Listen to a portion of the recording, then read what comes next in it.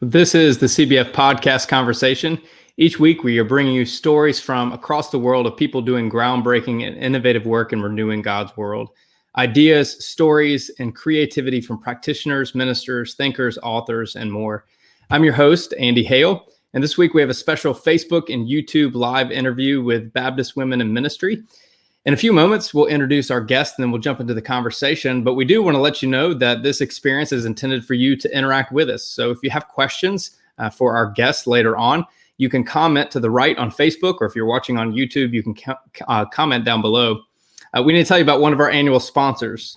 This podcast is presented to you by McAfee School of Theology at Mercer University, who exists to train ministers who inspire the church and world to imagine, discover, and create God's future. Located in Atlanta, Georgia, McAfee School of Theology offers doctoral and master degree programs, including a fully online Master of Divinity degree, the only fully online MDiv offered by National Research University. You can visit their website, theology.mercer.edu, to learn more about their programs and scholarships. Well, our guest for this week's special live conversation is Dr. Meredith Stone. She's the Executive Coordinator of Baptist Women in Ministry. She's also previously served as the Associate Dean for Academics and Assistant Professor of Scripture and Ministry at Logsdon Seminary at Hardin-Simmons University.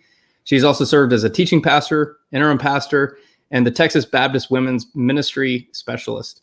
Meredith, thank you for joining the conversation. It's great to be with you all. So, heaven forbid that someone doesn't know the great Dr. Meredith Stone.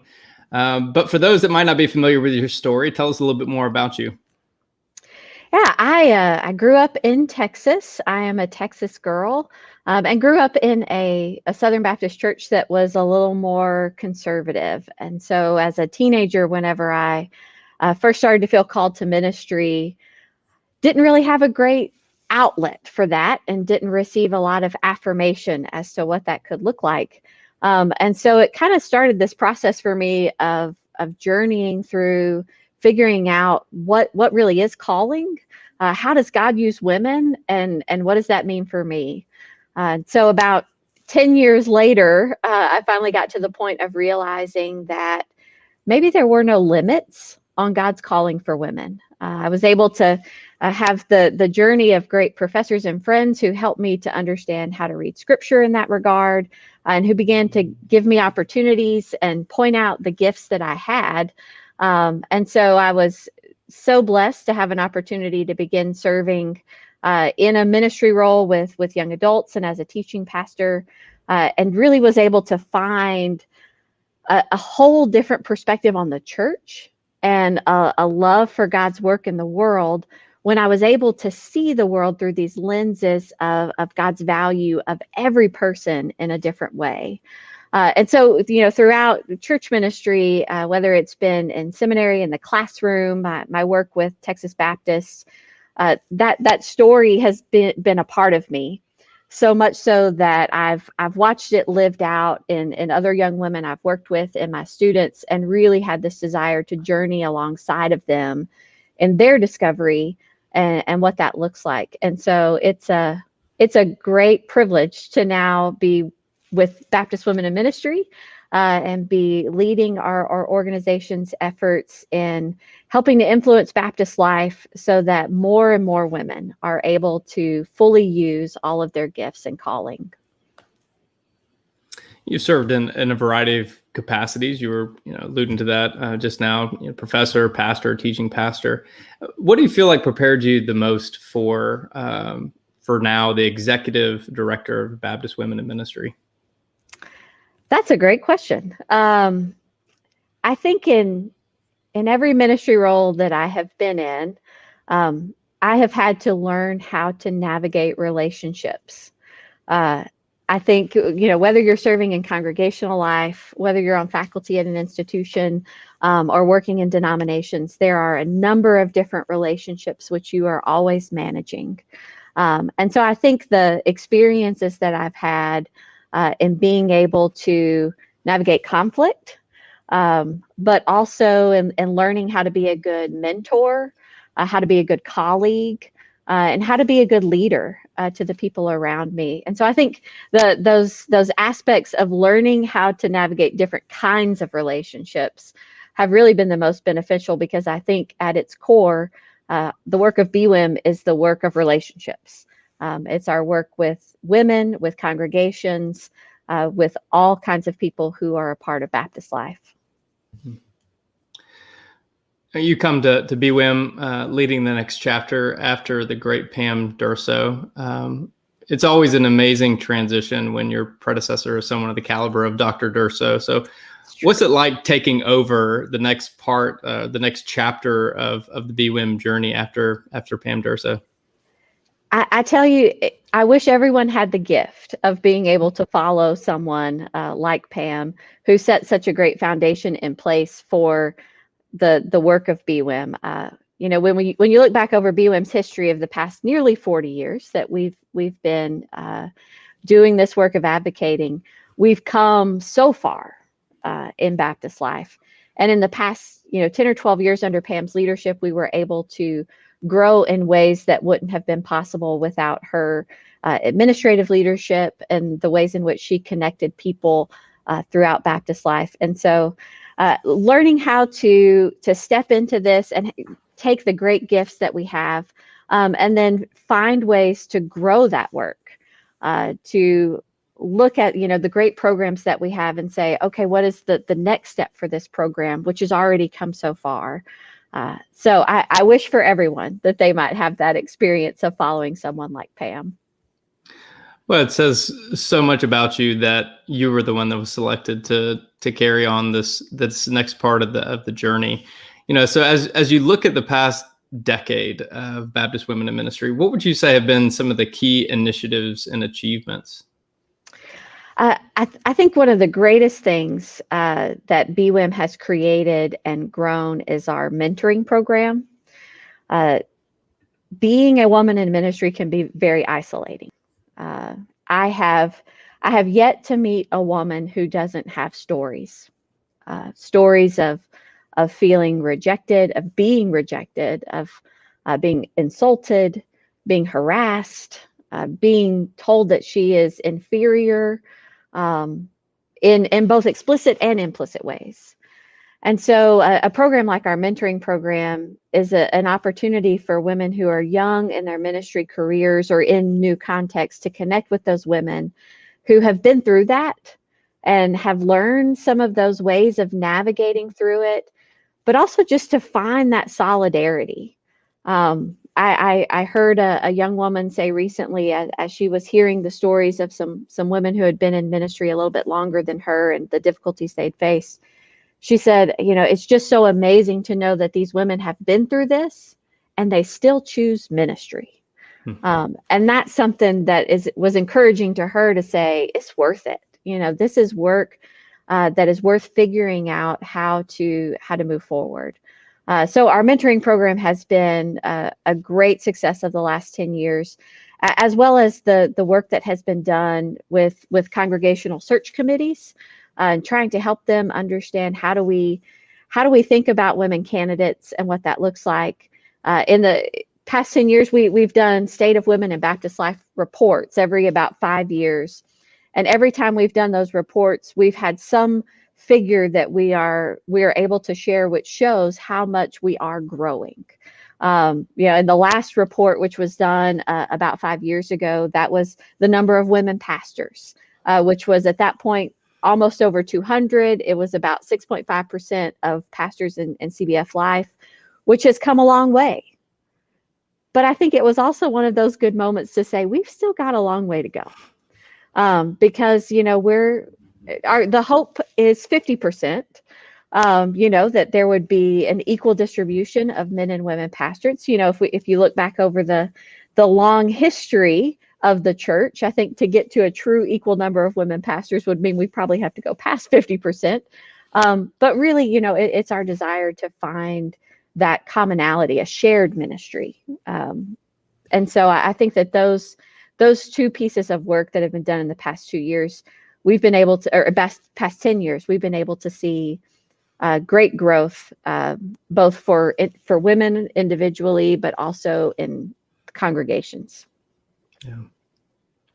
Well, not to go too fanboy or anything, knowing your good work when it was announced you were taking over, I was super excited about the future of BWM. So I wonder if you might give us a little insight looking ahead. If you were to look ahead for the next decade, what are going to be some of the key goals and aspirations under your leadership? Yeah, I think, and I'm glad you mentioned the great success of the past 10 years before that question, because I think the first vision is to build on the great work that has been done. So I think, one of those ways is I tend to think of BWM's work in two roles, and that's supporting and encouraging the women, but then also our work within Baptist Life and advocating. And so, on the side of our work with women who feel called to ministry or serving in ministry, I think part of our vision is how do we expand these programs that we have of support for women to include women who may have not typically been reached so far. Maybe that includes women who are serving in associate roles or children's pastor roles, youth pastor roles, and maybe didn't know if the work of BWM really was for them. And they need that same kind of support and sisterhood and solidarity in the same way as women who are serving in more senior roles. And also to grow in terms of how we are able to support communities for women of color. BWM has done a great job of reaching out to women of color and finding ways to support those communities. And I think for all of us, we can do more. For women of color, they're not only facing the prejudices against them as women, but also fighting against racism. And so what does it look like for us to come alongside people who are already providing that support and be that community of resource to them as well? So, it's our vision that BWM's work could grow in that regard. And then on the other side with our advocacy work, I'd love to grow our work with congregations, that it would continue to include search committees, but maybe even grow beyond just the search committees to the congregation itself, so that we can be a part of equipping congregations to create a culture which is empowering to all the women in their congregation, not just in the pulpit, but in the pew and in the deacon body, committee members, women who are serving in hospitality and teaching Sunday school. What does it look like for congregations to really be a place that says, okay, we've been formed by this male dominant leadership for so long. What do we need to look at to change to where the women who are a part of our congregation can find full use of their voice and gifts? And I think that's hard and long work. And I'm looking forward to what it will become to begin that work with congregations. So I know you don't want to leave anybody out, but who are some of the names of women within Baptist Life that many people don't know about, but we should be paying attention to? There are many. Yeah, and that is a tough question because I don't want to leave anyone out. I think there are a lot of young pastors that are serving that I think have great preaching voices. One of the things I started doing at the beginning of the year, the gifts of the pandemic, are you get to listen to a lot of different preachers. And so I began just listening to preachers, and I have heard young preachers. I've heard preachers who are not so young, who have prophetic words that I wouldn't have heard had I not reached out and listened for those. But I think beyond the pastors that are serving, I think there are women who are serving in associate roles, women who are coming up in the seminaries. We just had the CBF gathering in honoring women's voices last night, and we had the wonderful voice of Joya Moore, who's a seminary student at Candler, who was sharing with us. And so and she won one of our BWM awards, so she's a name that we've said before. So I'm going to kind of defer and say I don't want to say names. But all you really have to do is look a little bit harder And I've uncovered some amazing voices. And so maybe people could email me, and I could send them a few names of folks to listen to. Well, we need to pause to tell you about one of our other annual sponsors. BSK, the Baptist Seminary of Kentucky, is hosting annual Henson Lectures on Monday, March 1st from 10:30 a.m. to 3 p.m. Eastern Standard Time. The E. Glenn Henson Lecture Series started in 2009 and honors the life and work of Dr. E. Glenn Henson by inviting lecturers who share his passions for Christian scholarship in and for the life of the church and the world. This year's lectures will be held virtually and will be free, allowing anyone interested in participating in the highly regarded series. This year's speaker is Dr. Doug Weaver, the Director of Undergraduate Studies and Professor of Baptist Studies at Baylor University. Dr. Weaver's lectures are entitled, these are fascinating lectures, Holy Spirit Power, Baptist and the Experience of Pentecostalism, and Baptist and the Charismatic Expression from Sensationism to Carpet Time. Visit bsk.edu/Henson for more information or to register.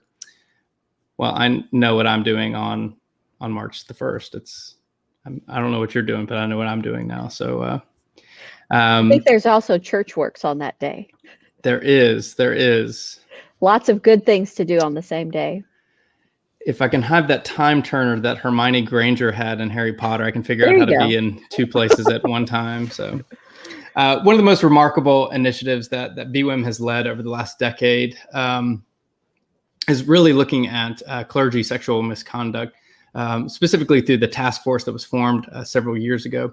And this initiative resulted in a lot of amazing resources for organizations, churches, and ministers. I wonder if you can tell us a little bit more about the practical resources that are available through this initiative.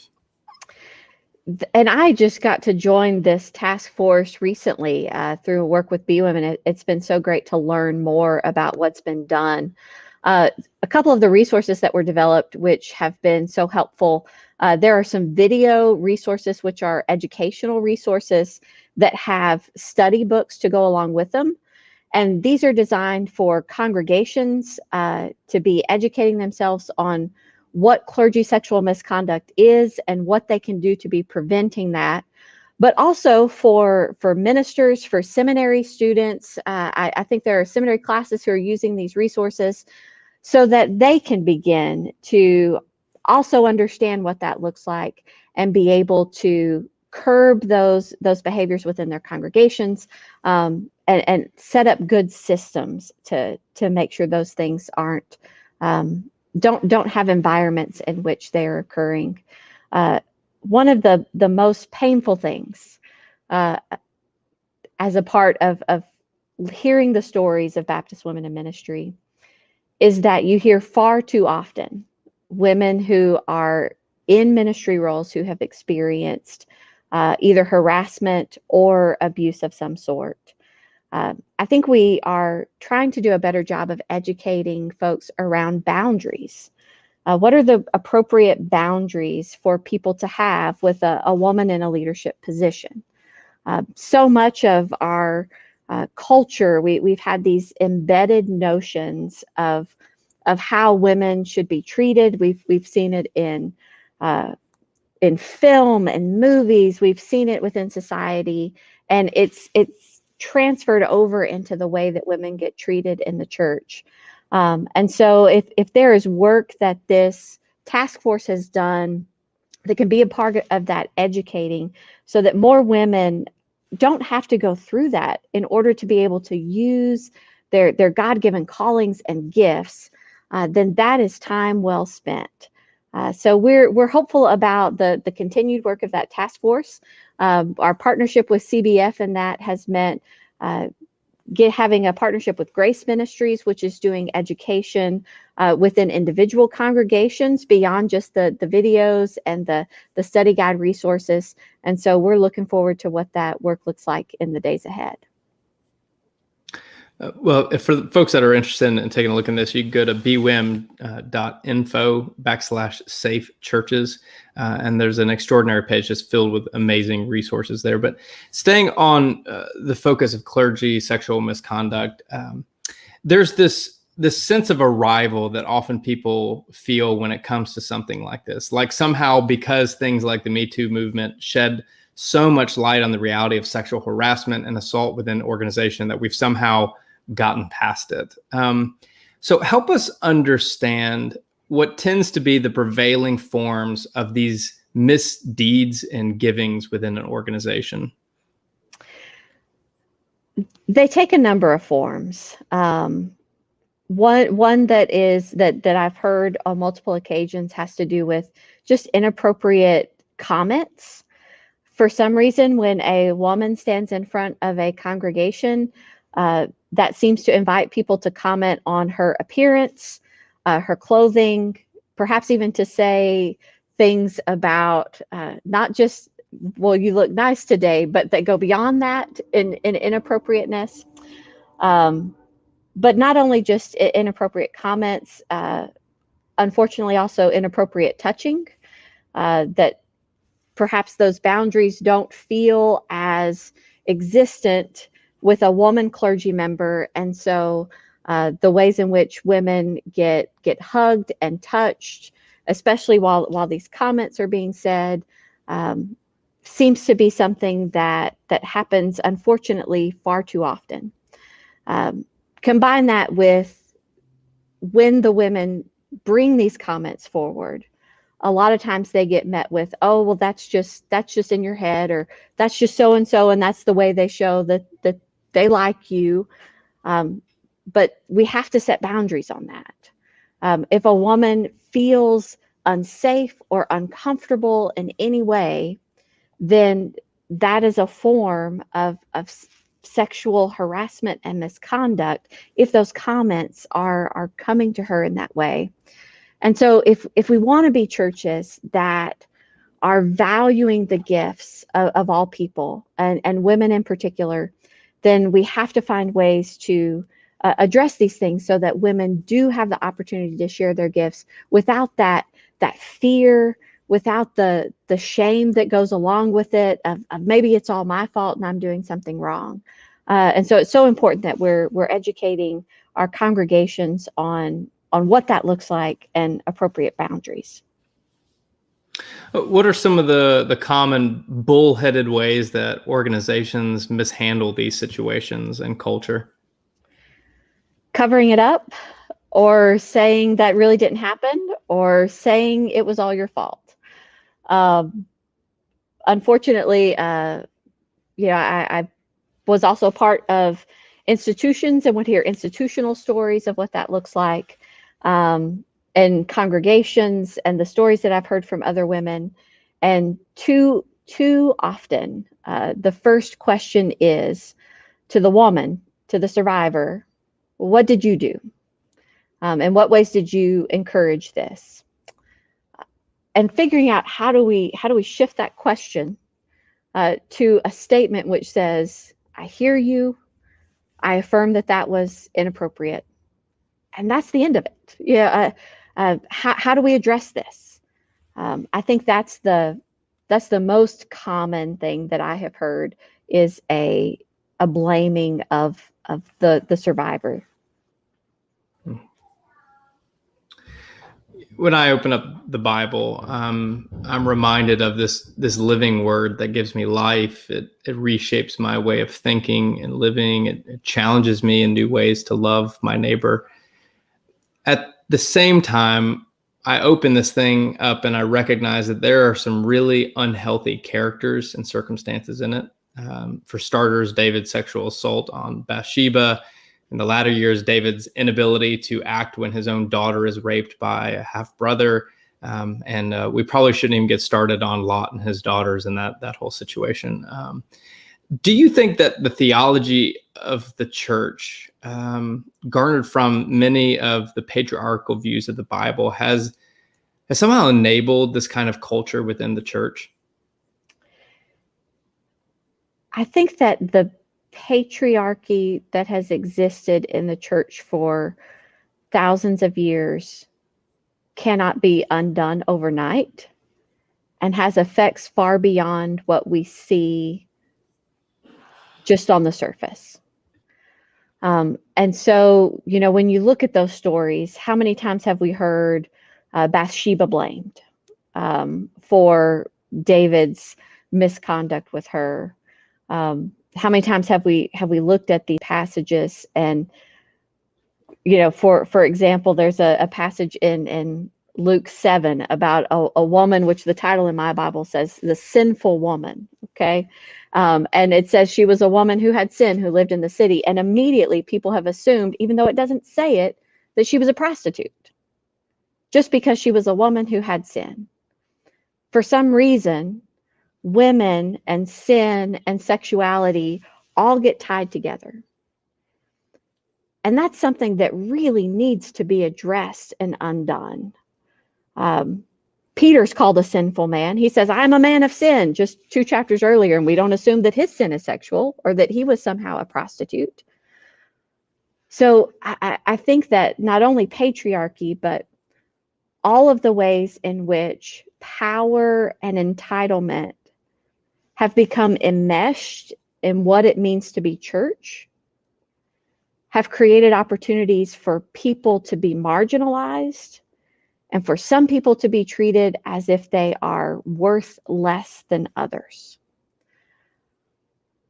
And I think the church has a long way to go in order to move away from that culture of we have the power, we are entitled to certain kind of things, but instead to look at the ways in which the Bible, in the Old Testament, even amidst these stories of patriarchy and abuse, we always see God pushing to the margins. We see God asking, how are you treating the poor? In the story of Amos's prophecy, as they're in a time of great renewal and, Israel's having great success, God saying, you're crushing the heads of the poor. I think that we need to find ways to see how God's story is always pushing out to the margins so that we can deconstruct the power that we assume as the church, which finds its way into feeding us these lies that some people have more value than others. Because when we can do that, maybe we could start to get to the root of the problem that creates these opportunities where abuse happens and there's no repercussions, where prejudice happens and no one says anything else, where we perpetuate systems of oppression without coming to terms with the true consequences of those oppression on the lives of people who are created in the image of God. Theologically, how do we do spiritual formation to shift this almost spiritually justified views of gender roles, sexuality, harassment, and abuse? How do we do spiritual formation to maybe start changing that? Is that the... Yeah, I guess, what I really wanted to ask was, people who tend to claim that they have a, quote, biblical worldview, recognize their biblical worldview includes almost an endorsement or justification of these things. So how do local church ministers do spiritual formation, helping people deconstruct oftentimes these persuasions they have that maybe they don't recognize? Yeah. I think that we definitely can begin to think about how we read the Bible when we say things like biblical worldview. If we have a biblical worldview of marriage, then there's a whole lot of polygamy in the Bible. And we have laws about men having to get married, a woman having to marry her rapist. Biblical marriage has many different perspectives. And I think when we can begin to see the Bible as a collection of stories of the ways in which the people of God are trying to put human words around something that's infinite, and recognizing that we wind up getting a lot of different perspectives on that. We might find that there are a lot of different biblical worldviews. And so maybe we need to sort through some of that. We can look at the commandment of Jesus, who says, when asked, what's the greatest commandment? Well, that's to love God with all your heart, soul, and mind and strength. Love your neighbor as yourself. How does love inform the ways that we think about the different biblical perspectives on what it means to be a man, a woman, a person in a position of power, a person who is marginalized? I think that commandment of love can go a long way. And in terms of thinking about how do we decenter ourselves, I think that what we read, we would do a lot by trying to read the perspectives of people who are different from us.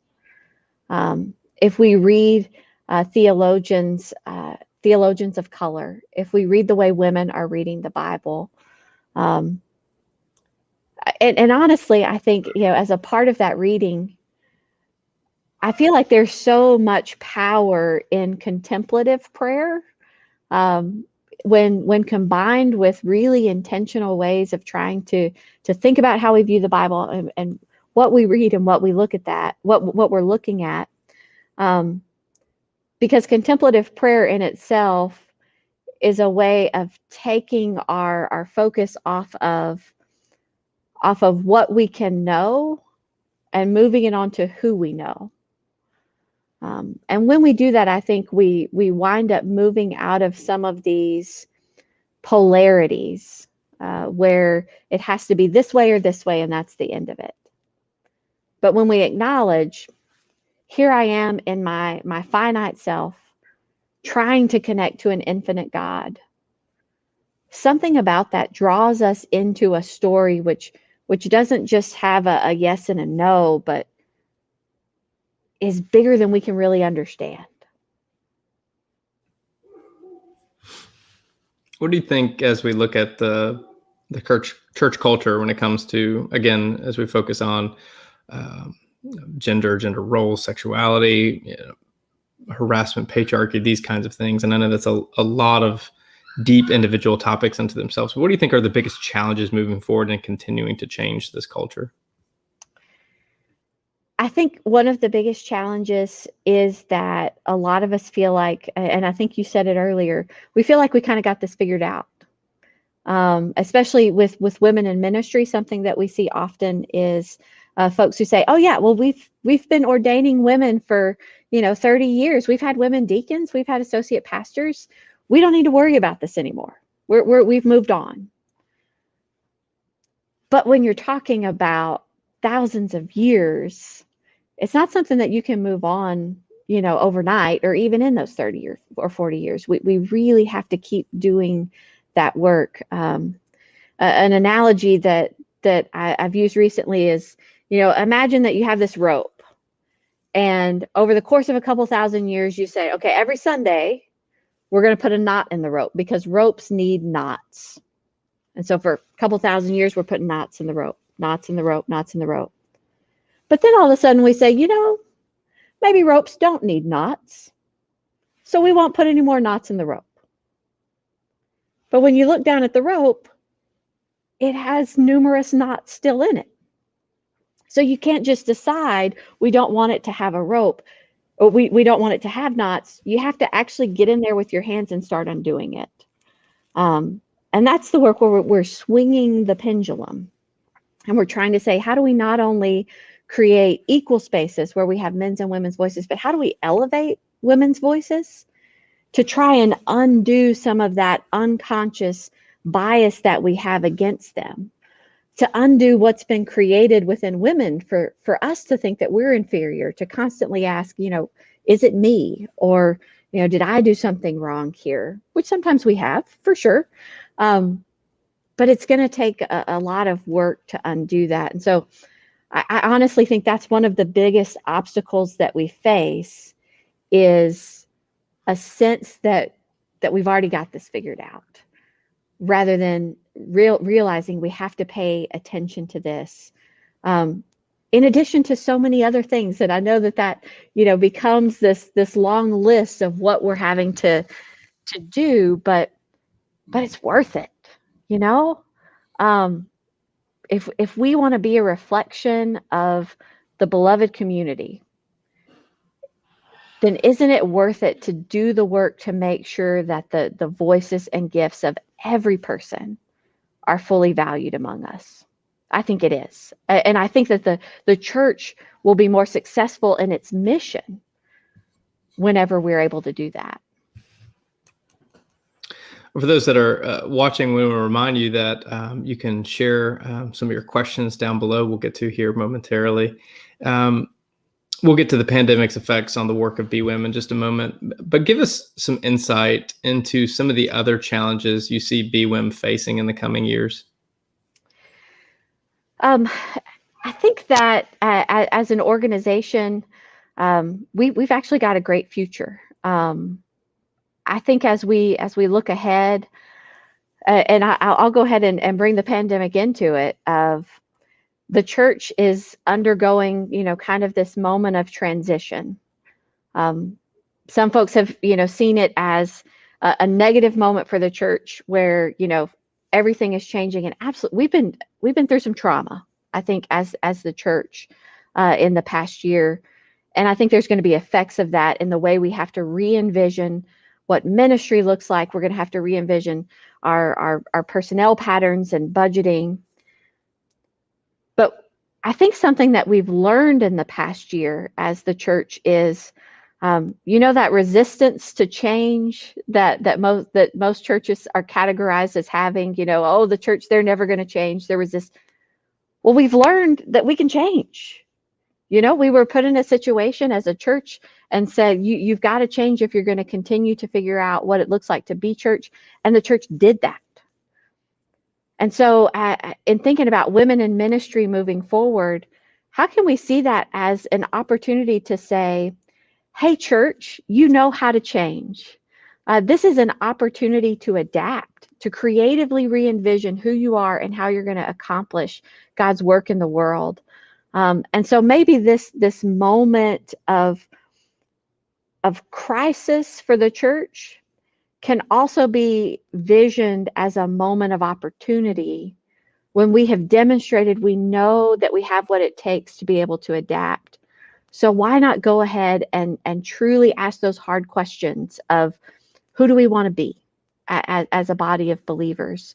So I'm very hopeful about the future, not only of our organization, but how we can be involved in helping churches to imagine what that looks like in the days ahead.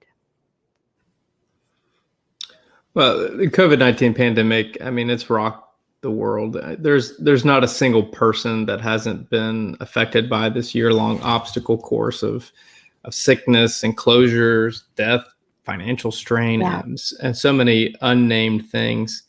I mean, I can think of a person or two that hasn't been affected by it, but the church is not exempt from this. And as you were stating earlier, for many churches, the pandemic has amplified or accelerated its need to adapt in an ever-changing world. For many churches, they might have experienced an unhealthy aging. That's leading to a lot of difficult conversations in whatever next looks like. You and I were exchanging some messages recently as we were talking about, what next looks like for the church. And one of the things that you raised was that studies have found that women lead better in times of crisis. So I wonder if you would take us a little deeper there into kind of this study into crisis and why women are the best when it comes to leading in crisis. Yeah, and I think I'll also go back to say I don't want to minimize the trauma and grief of the past year by trying to move that toward an opportunity for change. I think it will take a lot of people a long time to recover from the losses that have been experienced in the last year, church included. And when we look at the effect of the pandemic, on women and people of color. More jobs have been lost by women and people of color than men. A recent study by the Kaiser Family Foundation shows that women have significantly higher levels of stress during the pandemic than men have. And some of that has to do with family responsibilities, caregiving, balancing work life in the home, all of those different factors. And so the pandemic has been hard on women. And I think that there is definitely cause to say we want to make sure that we don't regress as women in ministry among Baptist life during this moment when women are affected just like the rest of the world, and maybe even a little bit more so. But there have also been studies that show women have higher levels of leadership effectiveness during times of crisis than men. From the Harvard Business Review published this article, and they have a 360 leadership analysis that they perform. And before the pandemic, women already scored just a little bit higher than men in leadership effectiveness. But then during the pandemic, that difference widened. And the reason that they say is because the way that women tend to engage in leadership, and I say this by also acknowledging that there are stereotypes among things. And so not all women lead the same way, and there are certainly differences. But women tend to lead out of engagement. And that means that they are more in tune to inspiring and communicating, being in tune to the fears of the people that they are working with. They relate in a more personal way. And during crisis, that has proven to have even higher effectiveness in leadership. And so when we're thinking about the crisis of the church and what is that going to look like moving forward, I think the church would do well to tap into the resource of women in leading during this crisis, in providing that fresh vision of innovation and creativity through this lens of how we engage with one another. In crisis, we have these studies. We also have studies about women in society, which say that, in businesses throughout the business sector, businesses that have women in leadership roles tend to make more money.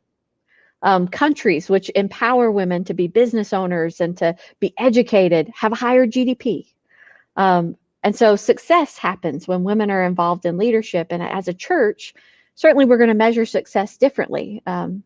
In how we're reflecting who God has called us to be. But I have no reason to think that wouldn't translate into congregations as well, as women are leading in crisis and bringing the church into these thriving kinds of relationships. So when crisis happens, people either tend to entrench themselves or turn inward and work out of a scarcity, or they look at the possibilities of navigating what's around them out of a sense of abundance. And congregations, aren't any different from that. So a lot of our congregations are going to be working, unfortunately, out of a mindset of a scarcity coming out of this pandemic. Our smaller congregations with fewer resources maybe aren't going to be willing in what they would view, not my words, but what they might view as taking a chance, And I know we've discussed this before, that one of the great potentials and the shifts that come out of this is the loss of a lot of associate pastor roles or full-time staff member roles within churches. And so a lot of opportunities are, might be dissolving. So how do we not work out of a scarcity? But as congregational leaders, as organizational leaders, as denominational leaders, how do we begin to mentor and to fan the flame of a mentality of abundance for our congregations, so that this is an opportunity to flourish and to thrive, and maybe not an opportunity to cave in on itself? Yeah. One of the biggest things that we hear from search committees who think they're going to be open to women and wind up not hiring women is, well, she just didn't have enough experience. And how do women get experience if they can't get hired without experience? And now we have this potential where there's going to be maybe less leadership roles to go around, and women are already at a disadvantage when it comes to the hiring process. And so I think that the key to changing the narrative from one of scarcity into abundance is we have to become proactive right now. And the way we're training our congregations to value the gifts of women within the church. If a congregation right now is content to say, we've made it this far with only men in our leadership, we'll make it the rest of the way. Then it's never going to be something that comes out of. But if we can start now, before we see the full effects of some of those difficulties in the church, of trying to say, let's do a deep dive into our congregation and see where are the spaces that we're not benefiting from women's gifts and leadership. How on Sunday mornings are we explicitly or implicitly communicating to women that they are valued, affirmed as a part of this congregation?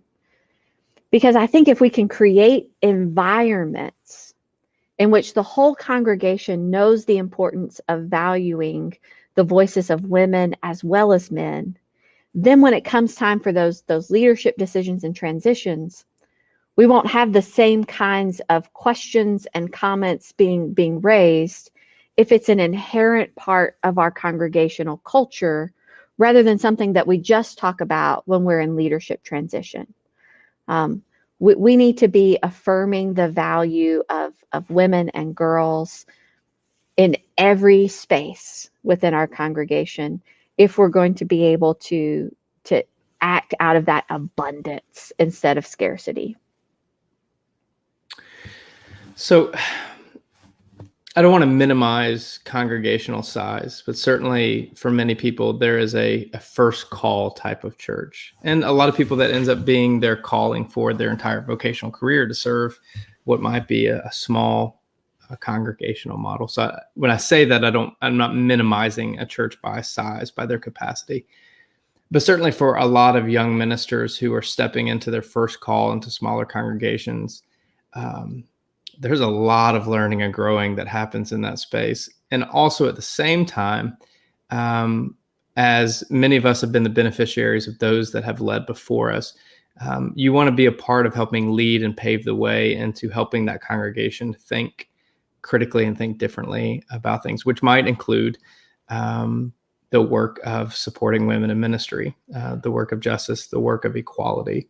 So what does that look like for somebody who's serving maybe a smaller congregation? This is a question that we have from one of our audience members. And that's actually a great segue that I can do a little commercial for the fact that February is our BWM Month of Preaching initiative, where we're encouraging congregations to have a woman preach during the month of February. It's something we've done for the past 14 years. But I think for ministers who are in smaller congregations and trying to have those conversations, this could be an opportunity to introduce a woman's voice to the congregation as almost a first step to say, look, it's fire didn't come down from heaven when a woman stood in the pulpit and proclaimed the word of God, right? But instead we learned something and we grew together in that opportunity. And so I think that really is one way. Maybe it's other steps that are in a different space. I heard a great story of a woman who said, she had gone to this church forever and wanted to make a difference in the way that people saw women. And so for a couple of years, she asked, could I just hand out the bulletins? Because only men handed out the bulletins. And as she asked, finally, at some point, they said, okay, you can hand out the bulletins.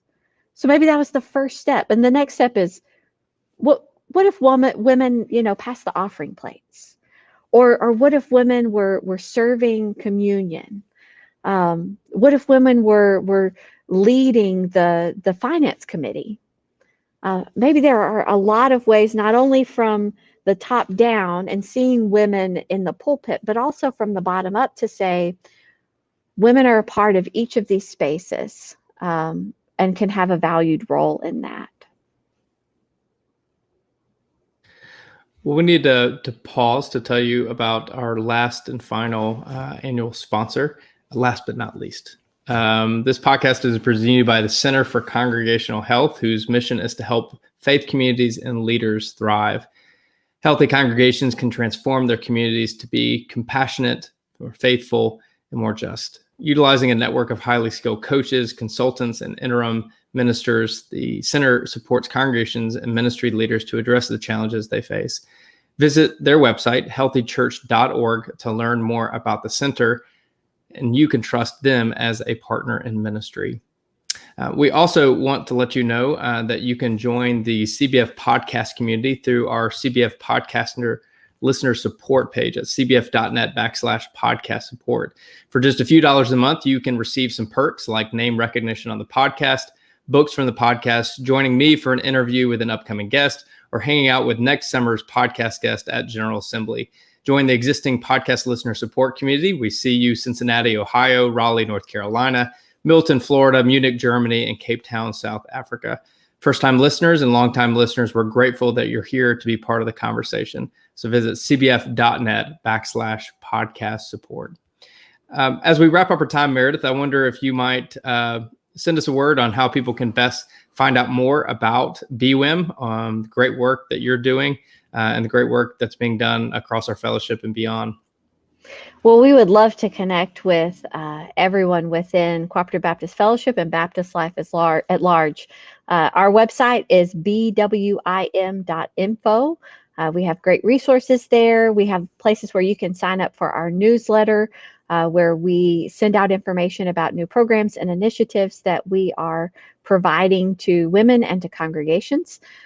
We also have all the socials, Facebook, Twitter, Instagram. You can follow us at Baptist Women. One of the greatest things we love to do is to share in celebration of women in new leadership roles, being ordained. We love to share the stories of women in ministry. We think it's so important that we're able to share in those successes together. And we find that those stories are a way of helping our community to say, look, it's happening every day. This is not a unicorn, but there are women who are serving in wonderful ways and doing the work of God. And so we want to share that with you as well. So we hope you'll follow us there too. Well, I want to extend a word of thanks to those that have been watching and adding your questions to the conversation. More importantly, Meredith, we want to thank you for your extraordinary leadership in a very uncertain future. Thank you for your willingness to lead the way. Oh, I appreciate that very much. All right, that's it. That's our conversation.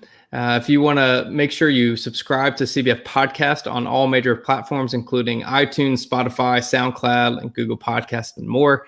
Don't forget to like and share this episode of your favorite social media platform, and be sure to support our annual sponsors by visiting their pages. Again, that's Baptist Seminary of Kentucky, the Center for Congregational Health, and McAfee School of Theology's Doctorate of Ministry program. Check out cbf.net for more information about church starters, field personnel, advocacy work, and more.